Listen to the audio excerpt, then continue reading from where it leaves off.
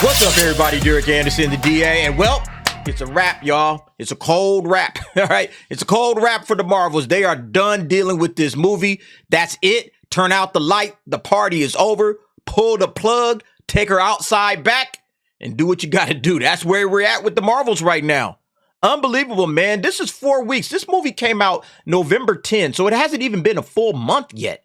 You know, we're only talking about 4 weekends, and already Marvel and Disney, they're done. They're saying, hey, it's a wrap. This is on Variety. The Marvels ends box office run as the lowest grossing MCU movie in history. They're done with this thing.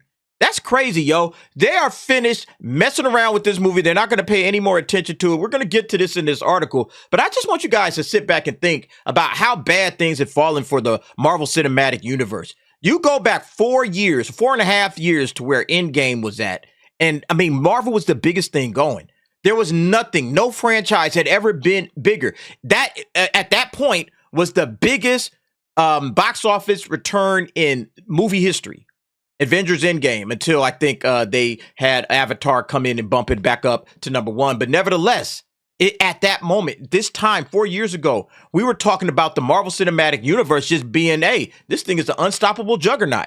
And now their latest film, after less than a month in the box office, pull the plug, man. Pull the plug, man. Get it, throw the damn towel, man. Like my man from Rocky and shit, right? Throw the damn towel. Gotta get us out of here, man. Throw the damn towel, man. That's absolutely crazy. Let's go ahead and check this out.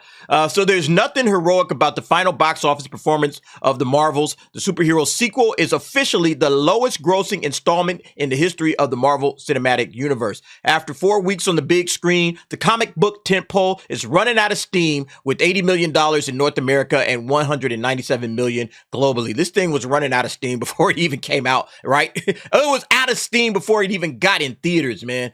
There would typically be optimism that attendance could rebound over the busy holiday season, but Disney apparently doesn't expect that to be the case. The studio wrote on Sunday in a note to press, with the Marvel's box office now winding down, we will stop weekend reporting of international global grosses on this title. They are basically saying it's over, okay? We're not even going to report what this thing is doing internationally now. Because why? What would be the point? This thing is going to be bad. The numbers are always going to be bad when it comes to the global grosses, the international grosses. It's going to get even worse when it comes to the domestic, because people really haven't been checking for this thing domestically. Yeah, here we go right here. The Marvel's domestic gross is only at $80 million. International gross sitting at $116.3 million. So you're looking at a worldwide of $197 million on a $270 million budget. That's gotta hurt, man. That's gotta hurt. Somebody's feelings are super hurt over there at Marvel right now. Probably Kevin Feige, probably Brie Larson. They don't want to talk about it anymore. Hey, look, Cress, stop asking us questions about the Marvels, okay? We'll let y'all know what the final numbers look like someday. But they're not going to start reporting on that weekly. Every week we're giving you more of the international global block. Nope, we're not interested in it. You guys get whatever you're going to get. Leave us the hell alone. That's basically what they're saying right now, man. That's absolutely crazy. Yeah, look at this. This thing has only been out for 4 weekends, right? We are on the 4th weekend, and here we are. It only made $2.5 million. Whew. I mean, again, just take yourself back. Take yourself back to Endgame. As a matter of fact, let's look at what Endgame was. Yeah, so you got Avengers Endgame right here, right? Let's look. What else is it? The 4th weekend is right here, right? Yeah, this is the 4th weekend. $29 million on its 4th weekend. Okay, $29 million. It didn't see it at $2 million or around $2 million. You could say this was the $2 million weekend. It didn't see that until it got to its 9th weekend, after it'd been in theaters for 2 months, 2 months and some change. That's when it finally got to, okay, it's about $2 million. This thing has not even been in theaters a month, and it's already sitting at $2 million. What an absolute disaster. The film isn't leaving theaters just yet, and the $220 million plus $270 million budgeted tentpole is expected to play through New Year's. However, this memo signals that it's not expected to generate notable coinage during the rest of December. Over the weekends, the Marvels tumbled to 11th place. Oh my God, man. What a... I didn't even know that number was the case. 11th place on the box office charts with just $2.4 million in its 4th outing. Damn, man. Lord, man. 11th place, y'all. 11th place after not even a month. Not even a month, and it's already, no wonder they pulling the plug on this thing. Man, get this damn movie, get this out of here, man. Take all the billboards down. I don't want to even see Brie Larson in the building. I don't want to be reminded of this disaster. Yeah, no, we're not talking about this movie no more. Hell no. No. I wouldn't want to be reminded of my ultimate failure either, you know? Kevin Feige probably like, yeah, man, can we just not stop talking about it? Bob's probably on the phone with this cat every day. God, who's calling me now? Ah, shit, it's Bob. Hey, Bob. Yeah, I know. Yep. Yeah, I saw the numbers, Bob. I saw the numbers. Yes, I understand. Yeah, I don't know what happened, Bob. It's the same thing I told you last time. We hired nothing but female writers. We hired a black woman to direct. We put a chick in it. We even made her gay. We followed the playbook. All the boxes were checked. I don't know what else we could have did, Bob. Yeah, I know, man.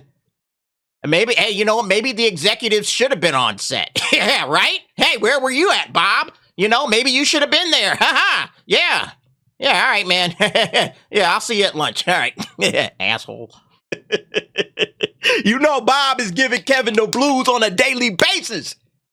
Damn, bro, what happened? I handed you a layup. Come on, man. The Marvel Cinematic Universe, this was printing money for us. How could you blow it like this?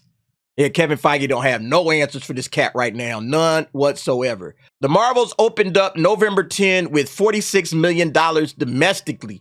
And it's 80 million now, right? 80 million domestic. So they haven't even doubled what they opened with.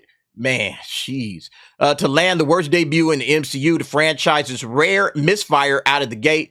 Things only got gloomier. Ticket sales cratered by 78% in its sophomore outing to submit another ignominious record, the biggest second weekend drop of the series. Now, as the film nears the end of its theatrical run, the box office revenues won't top 2008's Incredible Hulk, $264 million, not adjusted for inflation, which previously stood as the lowest grossing entry. Yeah, and again, that's right when the Marvel Cinematic Universe was starting, you know?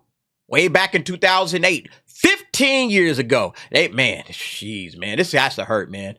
This degree of disappointment is unusual because Marvel is the most commercially successful film franchise of all time, with $29.8 billion globally across 33 films. Moreover, the passionate MCU fan base has turned out for less embraced entry. See, but here's the thing. The passionate MCU fan base, you guys pissed them off, okay? You've been pissing them off. Slowly but surely, people have checked out. Because you focused on agenda, you focused on, hey, we got to put a chick in it, you know, we got to hire nothing but diversity hires, not people that can write good stories, that can tell good stories, but we want to hire people that fit the mold, that check the right boxes.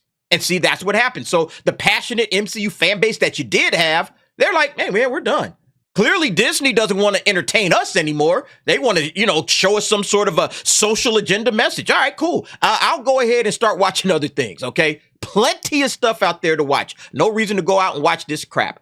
This February's Ant-Man and the Wasp: Quantumania managed to generate $214 million domestically and $476 million worldwide, even though the film was saddled with worse reviews than the Marvels. Yeah, again, people were still kind of believing in Marvel right here, all right? There was still a chance, all right? They still had a chance because I think it opened over $100 million. So people were still kind of checking, even with Ant-Man and the Wasp: Quantumania, people were still kind of saying, all right, let's see what we got, all right? But after that, they was like, oh, no. It's clear that Marvel has lost the plot. They have completely gone off the rails. There's no reason to check for this any longer. And then you follow that up with Secret Invasion, all right? And then you saw it with Loki. With Loki was the key because nobody really watched that series. That series got such low viewership. Samba TV still hasn't reported on it, you know? So right now where Marvel is at, it's just in the worst possible place it could be. And yeah, it's good that they're giving themselves a year off to try to recalculate and figure some things out. Because yeah, right now, this thing is just an absolute disaster. Yeah, it says Bob Iger has addressed the film's poor theatrical performance, suggesting that pandemic-related production restrictions ended up plaguing the final result. The Marvels was shot during COVID, Iger recently said. There wasn't as much supervision on the set, so to speak, where we have executives that are really looking over what's being done day after day after day. I mean, I think that that's just the biggest shot at Nia DaCosta. And look, they might be right. Nia DaCosta is a relative rookie to this directing thing. It's not like she has like 10 films under her belt. I think this is like only her second or third movie.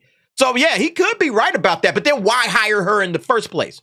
Because she checked the box. Exactly. Because she's checking boxes. Maybe you should go out there and do what's, I think Kevin Feige even said it. After Sam Raimi stepped in and did Doctor Strange 2, he was like, man, maybe I need to go back to hiring directors, all right? Actual directors that know what they're doing instead of getting all of these diversity hires that be fumbling the ball, It's like you don't hand the ball off to a rookie when you're trying to score a touchdown. You give it to your veteran, okay? Don't bring the rookie in there. He gonna cough it up, So, yeah, it's again, this is what Marvel is right now. You just got to kind of chuckle at the whole thing. But the fans was right all along. Okay, Marvel, we was telling you this.